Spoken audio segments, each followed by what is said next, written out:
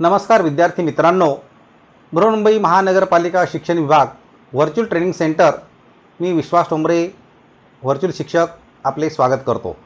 विद्यार्थी मित्रांनो, आज आपण सर्वजण शाळेत नसलो तरी घरात राहून ऑनलाईन लर्निंगच्या माध्यमातून शिक्षण घेत आहोत।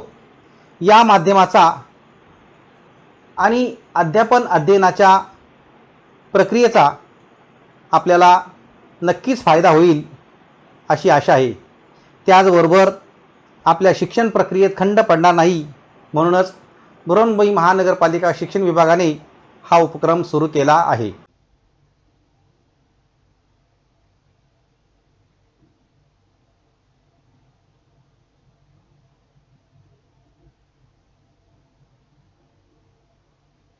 इयत्ता तिसरी आपला विषय आहे परिसर अभ्यास। या परिसर अभ्यास या विषयामध्ये पाठ क्रमांक 22 आपल्या गरजा कोण पुरवतात। तर गरज ही अतिशय एक महत्त्वाचा भाग आहे, कारण प्रत्येक व्यक्ती मग त्यामध्ये कोणी असो त्या व्यक्तीला गरज असते। मग ती गरज कशाची असेल हे आपण सांगू शकत नाही, परंतु प्रत्येक व्यक्तीला गरज असते आणि ह्या गरजा पुरवण्याचं काम कोण कोण करतंय ते आपण पाहणार आहोत। आता या गरजा ह्या आपल्या काही घरामधून सुद्धा तयार होत असतात, आपल्या घरामध्ये सुद्धा गरज असते। तर ते इथे एक प्रश्न विचारला गेला आहे की तुमचे वडील काय काम करतात। दुसरा प्रश्न विचारला आहे तुमचे आजोबा कोणते काम करतात। आणि तिसरा प्रश्न विचारला आहे मोठेपणी तुम्हाला काय व्हायला आवडेल। अशा प्रकारे हे 3 प्रश्न विचारले गेलेले आहेत। आता तुमचे वडील काय काम करतात असं म्हटलं तर प्रत्येकाच्या पालकांचं कामकाज हे वेगळं असू शकतं। या ठिकाणी कोणी म्हणेल की माझे वडील शेतकरी आहेत, कोण म्हणेल माझे वडील कलेक्टर आहेत, कोण म्हणेल माझे वडील इंजिनियर आहेत, डॉक्टर आहेत। अशी अनेक उदाहरणं या कामाच्या बाबतीत देता येतील आपल्याला। नंतर कोणी म्हणेल की पुढचा प्रश्न तुमचे आजोबा कोणते काम करतात। आमचे आजोबा, कोण म्हणेल की आमचे आजोबा मडकी घडवत होते, कोण म्हणजे आमचे आजोबा व्यापार करत होते, कोण म्हणेल की आमचे आजोबा दुधाचा व्यवसाय करत होते। ही म्हणजे इथे सुद्धा कामाचं जे स्वरूप असतं हे वेगवेगळं असू शकतं। मग आता इथे तुम्हाला मोठेपणी काय व्हायला आवडेल। आता कोण म्हणेल मला डॉक्टर व्हायचं आहे, कोण म्हणेल इंजिनियर व्हायचं आहे, कोण म्हणेल की मला कलेक्टर व्हायचं आहे, जिल्हाधिकारी व्हायचं आहे, कोण म्हणेल मला नगरसेवक व्हायचं आहे, सरपंच व्हायचं आहे। अशी अनेक भाग इथे होऊ शकतात, परंतु इथे मुद्दा एकच आहे की प्रत्येकाला गरज असते आणि ती गरज ही भागवण्यासाठी अनेक व्यक्ती असतात। ही जर चित्र आपण पाहिली तर या चित्राचं जर आपण निरीक्षण केलं आणि त्याची आपण जर नावं सांगितली तर जसं पहिलं चित्र आहे, हे पहिलं चित्र कसलं आहे, शेतकऱ्याचं आहे। दुसरं चित्र आहे ते डॉक्टर मुलाला तपासतात। तिसरं चित्र काय आहे, दूधवाला दूध घेऊन बसलेला आहे। चौथ्या चित्रामध्ये काय आहे, एक व्यक्ती मडके तयार करतोय। 5व्या चित्रामध्ये एक व्यक्ती तराजू म्हणजे तो व्यवसाय करतोय। आणि पुढचं 6व्या चित्रामध्ये कोंबड्या दिसतात, म्हणजे तो अंडे आहे, त्याच्या हातामध्ये कोंबडी आहे, म्हणजे तिथे तो सुद्धा व्यापारी आहे कोंबड्यांचा। म्हणजे अशा प्रकारे ही जर चित्र आपण पाहिली, या प्रत्येक चित्राशी आपला संबंध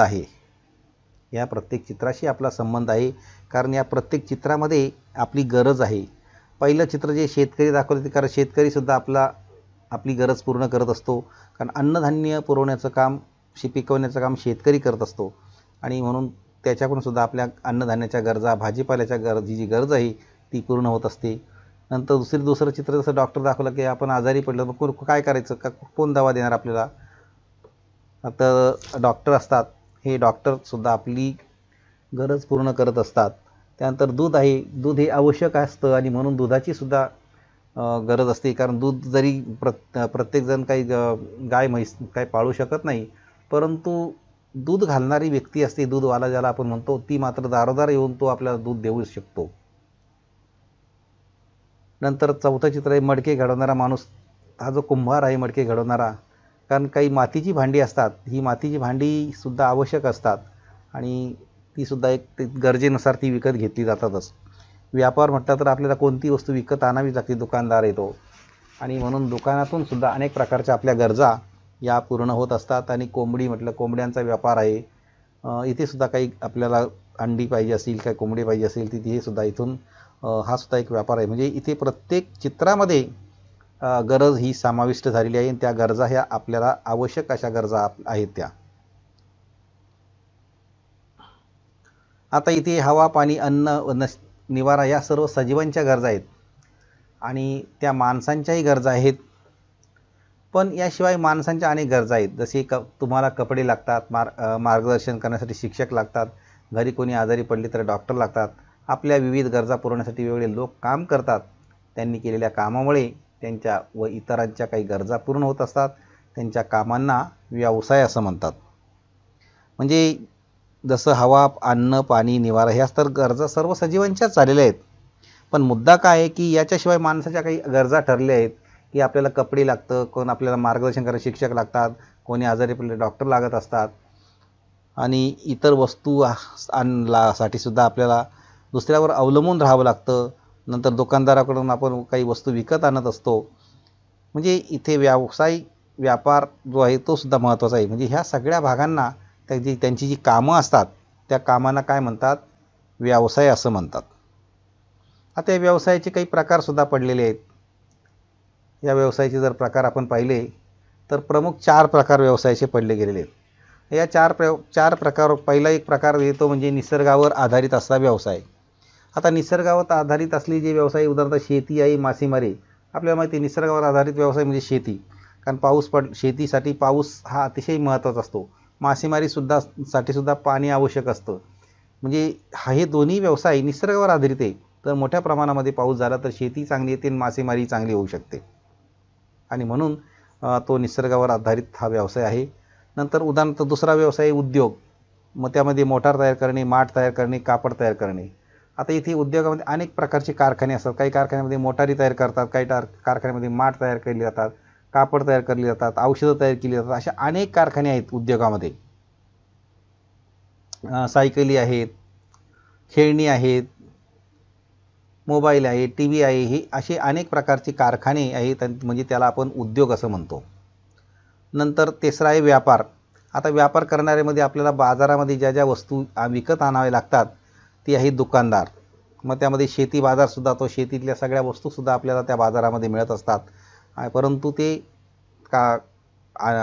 करण्याचं काम तो जो व्यापार असतो म्हणजे तो व्यापारी असतो. आणि म्हणून तिसरा उद्योग आहे तो म्हणजे व्यापार करणे, एक वस्तू दुसऱ्याला विकत देणे, हा एक व्यापाराचा भाग आहे. त्यानंतर सेवा पुरवणे. आता सेवा म्हणजे यामध्ये कोण आलं, बँक आहे, शिक्षक आहे, डॉक्टर आहे. आता इथे हे आपल्याला सेवा पुरवत असतात. जरी आपण पैसा देत असतो, कारण बँकेमधून आपल्याला सेवा मिळत असते. आपले पैसे आपण बँकेत ठेवतो, त्यानंतर आपण काढतो, त्यानंतर आपण कधी पण ते पैसे काढतो ठेवतो, इतरांना पण ते देत असतो. तसं शिक्षक पण आहे, शिकवण्याचं काम करत असतात. डॉक्टर आहे, उपचार करण्याचं काम करत असतात आजारी पडल्यानंतर. पण यांचा समावेश सेवामध्ये आलेला आहे. म्हणजे अशा प्रकारचे हे व्यवसायाचे जे प्रकार पडले ते एक निसर्गावर आधारित व्यवसाय, उद्योग आहे, व्यापार आहे आणि सेवा पुरवणे, अशा प्रकारचे 4 प्रमुख व्यवसायाचे भाग पडलेले आहेत. आता हे शेतीचा व्यवसाय आहे. आपल्याला माहिती आहे की शेतीमध्ये अनेक प्रकारची पिकं घेतली जातात. त्याचं हे चित्र आहे. ही सगळी अन्नधान्य कुठून मिळतात, शेतीतूनच मिळतात. फळं पहा सुद्धा, कारण आपल्या देशात शेती हा फार महत्त्वाचा व्यवसाय आहे. शेतकरी शेतामध्ये काम करत असतो आणि त्यामुळे देशातील सर्व लोकांना अन्न मिळते. याशिवाय शेती व्यवसायातून इतर गरजासुद्धा भागवल्या जातात. मग या शेतीचं महत्त्व हे काय आहे, तर शेतीचं महत्त्व जे आहे ते वेगळंच आहे. जसं आम्ही शेतकरी, भारत हा कृषीप्रधान देश मानला जातो. भारतातील सुमारे 70% जनता उदरनिर्वाहासाठी शेती व्यवसायावर अवलंबून आहे. भारतात काम करणारे 2/3 लोक शेती अथवा शेती उद्योगाशी संबंधित आहेत. देशाच्या राष्ट्रीय उत्पन्नात शेती व्यवसायाचा वाटा सुमारे 18 ते 20% इतका आहे. सुमारे 30% जनता अप्रत्यक्षरित्या त्यांच्या अन्न, वस्त्र, निवारा या गरजांसाठी शेतीच्या उत्पन्नावर अवलंबून आहे. शेतीच्या एकूण उत्पन्नात भारताचा जगात दुसरा क्रमांक आहे. अजूनही शेती हाच भारतीय अर्थव्यवस्थेचा मोठा घटक आहे आणि म्हणून या शेतीचं जे काही महत्त्व आहे हे शेतीचं महत्त्व वेगळंच आहे. त्याचबरोबर भारताच्या आर्थिक सामाजिक विकासामध्ये ह्या क्षेत्राची महत्त्वाची भूमिका आहे. त्यामुळे भारताच्या पंचवार्षिक योजनांमध्ये शेतीला नेहमी प्राधान्य देण्यात आलेलं आहे. शेती उत्पन्नाचा आंतरराष्ट्रीय व्यापार केंद्र सरकारच्या शेती क्षेत्रासाठीच्या नवा उपयुक्त योजना आणि अनेक राष्ट्रीय आंतरराष्ट्रीय कंपन्यांचे ऑर्गनाइज रिटेल, ॲग्रो प्रोसेसिंग आणि लॉजिस्टिकच्या क्षेत्रात पदार्पण यामुळे 21वे शतक हे शेती व्यवसायासाठी सुवर्ण संधीचं आहे. भारतात शेती व्यवसायाला नेहमीच अग्रक्रम दिला गेलेला आहे आणि म्हणून यंदाच्या अर्थसंकल्पात सुद्धा शेतीच्या दृष्टीने महत्त्वाच्या तरतुदीसुद्धा करण्यात आलेल्या आहेत. त्याचबरोबर शेतीचं महत्त्व या दृष्टीने देशातील बहुसंख्य ग्रामीण विकास बँकांच्या आधुनिकीकरणासाठी सुद्धा व्यवस्था करण्यात आली. अर्थसंकल्पात शेतीच्या खर्चात गेल्या वर्षीच्या तुलनेत जवळजवळ 80% वाढसुद्धा झालेली दिसून येते. सूक्ष्म सिंचन योजना, अन्न सुरक्षा कार्यक्रम, फलोद्यान कार्यक्रम, जिरायती शेती कार्यक्रम, दूध उत्पादन कार्यक्रम अशा शेतीबाबत कार्यक्रमात 10 ते 20% प्रमाणात खर्चात वाढ करण्यात आलेली आहे. शेतमालाच्या सुरक्षित साठ्यासाठी गोदामे, शीतगृहे या योजनांसाठी सुद्धा भरीव आर्थिक तरतूद ही करण्यात आली. या योजना व तरतुदीवर भारतीय अर्थव्यवस्थेतील शेती क्षेत्राचं हे महत्त्व आपल्या लक्षात येईल. म्हणजेच एकंदरीत हा जो शेती व्यवसाय आहे या शेती व्यवसायाचं जे काही महत्त्व आहे ते महत्त्व फार महत्त्वाचं आहे. कारण देशातील सर्व लोकांना शेतीमुळे अन्नधान्य मिळतं. आपल्या आहारात भाकरी, चपाती, वरण, आमटी, भाजी, कोशिंबीर असे अनेक पदार्थ असतात.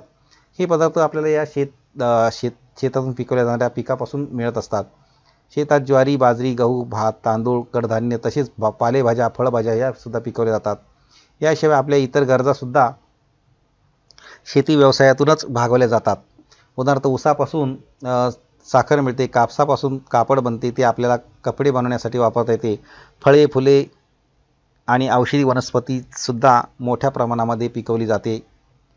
तर अशा प्रकारे या शेतीचं हे जे महत्त्व आहे हे फार वेगळंच महत्त्व आहे. आणि याशिवाय शेतीतून मिळणाऱ्या गोष्टीचा आपल्याला इतर व्यवसायसुद्धा करता येतात. शेतात चारा तयार होत असतो, त्याचा उपयोग गाई, म्हशी, शेळ्या यासाठी होत असतो. यामुळे शेती करत असताना जनावरेही पाळता येतात. जनावरांपासून आपल्याला दूध, मांस, कातडी इत्यादी मिळतं.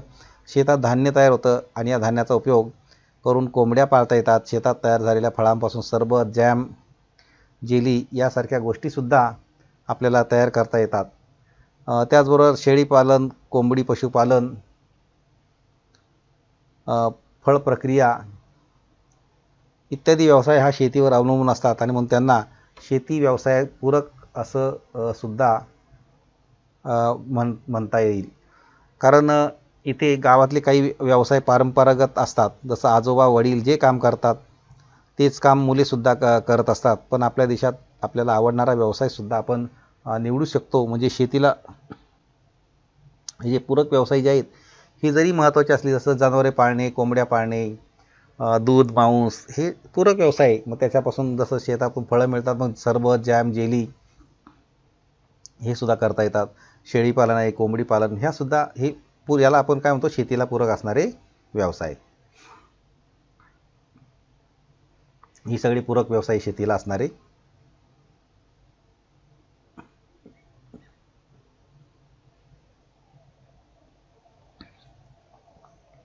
मग फळापासून जसं म्हणतं की सरबत, जॅम, जेली तयार करता येतात.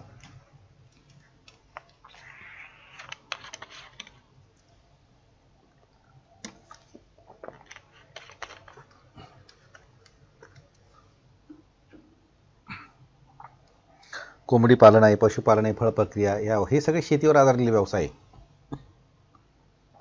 मग आता ह्या शेतीचा संदर्भ जर आपण घेतला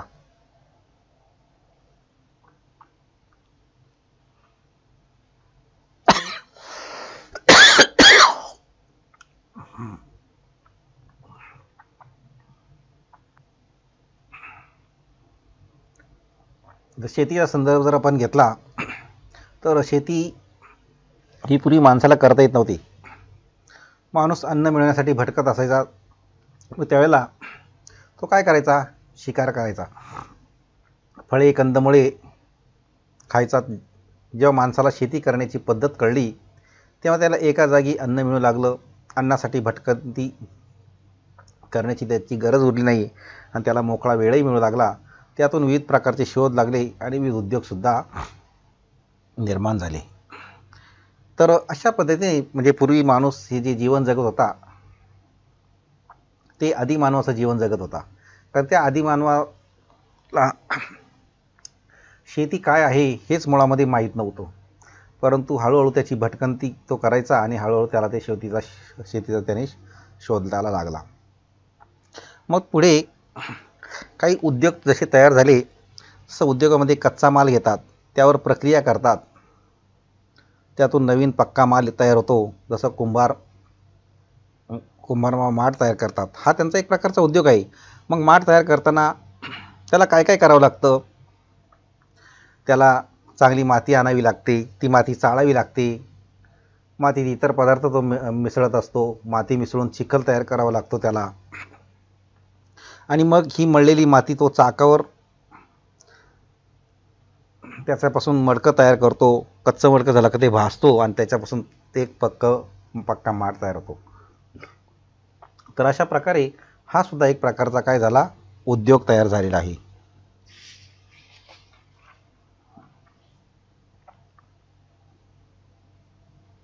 आता इथे सुद्धा काही उद्योग दाखवलेले आहेत, त्याचे आपण चित्र पाहू शकता. जसं पहिल्या चित्रामध्ये लाकडाचा उद्योग दाखवला आहे, गाड्या बैलगाड्यावर तयार करणे. दुसऱ्या चित्रामध्ये दगडापासून वेगळ्या पाटा वरवंटा तयार करणे, जाती तयार करणे. तिसऱ्या चित्रामध्ये टोपल्या बांबूपासून तयार करणे. चौथ्या चित्रामध्ये सुद्धा ते गाड्या वगैरे तेच चित्र दाखवलेले. त्यानंतर ह्या चित्रामध्ये सुद्धा तसंच दाखवलेले काही भाग.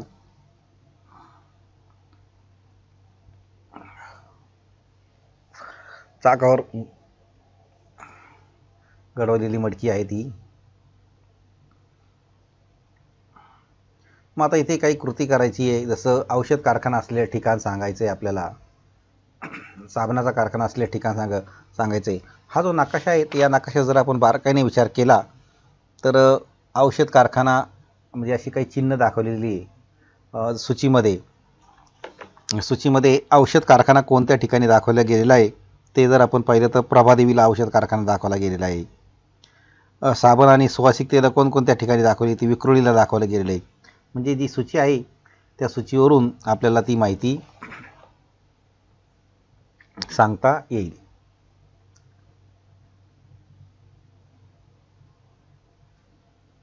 आता उद्योगाची माहिती लिहायची आहे. जसं कच्चा माल उद्योगाचे नाव आणि पक्का माल. आता ऊस म्हणजे साखर उद्योग. पक्का माल काय मिळाला? साखर. कापड कपडे निर्मिती, शर्ट जीन्स फ्रॉक. नंतर बांबू आहे, बांबूपासून टोपल्या बनवणे, टोप म्हणजे तिथे पक्का माल टोपल्या. मैदा आहे, मैद्यामध्ये बेकरी उद्योग आहे, तिथे बिस्किट. नंतर चर्म कातडे चर्म उद्योग, चप्पल बूट, तेलबिया तेल उद्योग, सूर्यफूल शेंगदाणा तेल, सूतगिरणी, रस्सी चराट तयार करणे. म्हणजे ही अशा प्रकारचे उद्योग असतात की ज्या ठिकाणी कच्चा माल असतो आणि त्याचं उद्योग तयार होतो आणि त्या ठिकाणी एक वेगळ्या प्रकारचा पक्का माल हा तयार होत असतो. आणि एकंदरीत हा जो पाठ आहे या पाठामध्ये आपण जी माहिती घेतलेली आहे की आपल्या गरजा कोण कोण पुरवतं. तर आपली जी गरज जो भागवतो मग तो शेतकरी असेल, डॉक्टर असेल, इंजिनियर असेल की तो प्रत्येकजण आणि प्रत्येकालाच कोणती तरी गरज असतेच. आता इथे सुद्धा बेकरी उद्योग आहे, मैदा आहे, आपल्याला पाव बिस्किटाची आवश्यकता असते म्हणजे इथे गरज आपली तिथून झालेली. नंतर चर्म उद्योगमध्ये चप्पल बोटाची सुद्धा गरज असते. म्हणजे हा एक उद्योग, यातून उद्योगाचा भाग तयार झालेला आहे. म्हणजे एकंदरीत गाव आणि तालुक्याचा जरी विचार केला तर गावामध्ये तालुक्यामध्ये अनेक प्रकारचे व्यवसाय असतात, मोठे मोठे उद्योग असतात आणि हे उद्योग करणारे कारागीर सुद्धा त्या ठिकाणी असतात. मग त्या उत्पादनाच्या वैशिष्ट्यामुळे ते सुद्धा प्रसिद्ध होत असतात. आता उदाहरण जर विषय घेतलं, सोलापूर म्हटलं सोलापूरची चादर प्रसिद्ध आहे, कोल्हापूर म्हटलं कोल्हापूरची चप्पल प्रसिद्ध आहे, पैठणची पैठणी साडी, म्हणजे अशा प्रकारचे अनेक उद्योग व्यवसायसुद्धा इथे प्रसिद्ध आहेत. आणि ते गरजा भागवण्याचं एक साधन आहे. जसं इथे या चित्रातल्या वस्तू, आता या चित्रामध्ये काही वस्तू आखल्या, कोणत्या वस्तू घरी तयार करतात हे जर आपण पाहिलं, आणि ह्या वस्तू कारखान्यात तयार कोणत्या करता येतात हे जर आपण पाहिलं, आता घरी तयार करणाऱ्या वस्तू कोणत्या आहेत इथे, ब्रेड आहेत, काही कारखान्यात तयार करणे मोटारी आहेत, मोटारीची चाकं आहेत, बाकी वस्तू मग आपण काही घरी नंतर साखरसुद्धा कारखान्यात तयार केली जाते. म्हणजे अशाही प्रकारे काही वस्तू घरात तयार करतात, काही वस्तू कारखान्यांमध्ये सुद्धा तयार केल्या जातात. माणसाने अनेक व्यवसाय निर्माण केलेले आहेत, परंतु या व्यवसायासाठी लागणारी साधन सामग्री त्याला निसर्गामधूनच ही शेवटी मिळालेली आहे. म्हणजे माणसाने अनेक व्यवसायसुद्धा निर्माण केले, पण ते व्यवसायासाठी लागणारी जे काही स्थानिक जे काही साधन सामग्री आहे ही त्याला शेवटी कुठून मिळत असते, ही शेवटी निसर्गामधूनच मिळत असते. त्याचबरोबर हा जो पाठ आहे, या पाठामध्ये आपल्याला काय माहिती मिळालेली आहे, माणसाच्या गरजेतून उद्योग आणि व्यवसाय निर्माण झालेले आहेत. उद्योगांचे आणि व्यवसायाचे प्रकार आपल्याला त्या ठिकाणी समजलेले आहेत. नंतर शेती व्यवसायाचं काय महत्त्व आहे हे सुद्धा समजले. उद्योग म्हणजे काय, जिल्ह्यातील उद्योगाची माहिती हे सुद्धा आपल्याला समजले. जसं आपण मुंबई जिल्ह्याची माहिती पाहिली, मुंबई जिल्ह्यामध्ये अनेक प्रकारचे उद्योग आहेत. मग औषधाचे कारखाने आहेत, नंतर इलेक्ट्रिकचे कारखाने आहेत, साबण तेल सुवासिक असे अनेक प्रकारचे कारखाने सुद्धा आहेत. तर हे सगळे उद्योग, हे सगळे व्यवसाय माणसांनी निर्माण केले आहेत. आणि परंतु हे व्यवसायाची साधन जी काही सामग्री आहे ही त्याला निसर्गामधूनच प्राप्त झालेली आहे. आणि जास्तीत जास्त व्यवसाय हे शेतीवर आधारित अशा प्रकारचे व्यवसाय आहेत. जसं म्हणून शेती व्यवसाय आहे, या शेती व्यवसायाला फार मोठ्या प्रमाणात महत्त्व प्राप्त झालेलं आहे. कारण शेती व्यवसाय हा पूर्वीपासून चालत आलेला व्यवसाय आहे. कारण त्या शेती व्यवसायावरच आपण अनेक प्रकारचे व्यवसाय, ज्याला आपण पूरक व्यवसाय असं म्हणतो, ते सुरू असतात आणि ते केले जातात. कारण पूर्वीचा जर काळ आपण विचारात घेतला तर माणसाला शेतीची माहितीच नव्हती. कारण तो जो काळ होता तो आदिमानवाचा काळ होता आणि त्याला शेतीची कुठल्याही प्रकारची माहिती नसल्यामुळे तो कंदमुळं आणि शिकारच करत असायचा. परंतु तो शेवटी भटकावायला त्याला लागायचं. आणि हळूहळू जेव्हा त्याला माहिती मिळू लागली की नाही इथे काहीतरी मिळतं आहे, आणि म्हणून तिथूनच त्याला त्या शेतीचा शोध हा लागलेला आहे. आणि नंतर त्या शेतीमध्ये अनेक प्रकारच्या सुधारणा झाल्या आणि आज ही शेती, आधुनिक शेती तयार झालेली आहे. म्हणजे पारंपरिक जी शेती आहे त्या पारंपरिक शेतीचं रूपांतर आता आधुनिक शेतीमध्ये झालेलं आहे. आणि त्या ठिकाणी मोठ्या प्रमाणामध्ये आपल्या गरजा शेतीमधूनच भागवल्या जातात. त्याचबरोबर शेतीमधून अनेक प्रकारची फळं आपल्याला मिळतात, फुलं मिळतात, औषधी वनस्पतीसुद्धा शेतीमधूनच मिळत असतात. की जो कच्चा माल हा शेवटी अनेक प्रकारच्या कारखान्यांना पाठवला जातो आणि त्या ठिकाणाहून आपल्याला त्याचा एक पक्का माल ज्याला आपण म्हणतो तो मिळत असतो. म्हणजे एकंदरीत जे व्यवसाय आहेत त्या व्यवसायाची आपण जेव्हा माहिती घेतली, ते जे 4 व्यवसाय होते त्यामध्ये निसर्गावर आधारित असलेले व्यवसाय, नंतर उद्योग, व्यापार आणि सेवा पुरवणे अशा प्रकारचे हे 4 व्यवसाय. या 4 व्यवसायामध्ये अनेक प्रकारचे मग व्यवसाय आलेले आहेत, व्यापार आलेले आहेत. तर अशा रीतीने ह्या ज्या गरजा आहेत त्या गरजांचा भाग या ठिकाणी देण्यात आले आहे. म्हणजे आपल्या गरजा कोण पुरवतात हे आता आपल्या लक्षात आलेलं असेलच.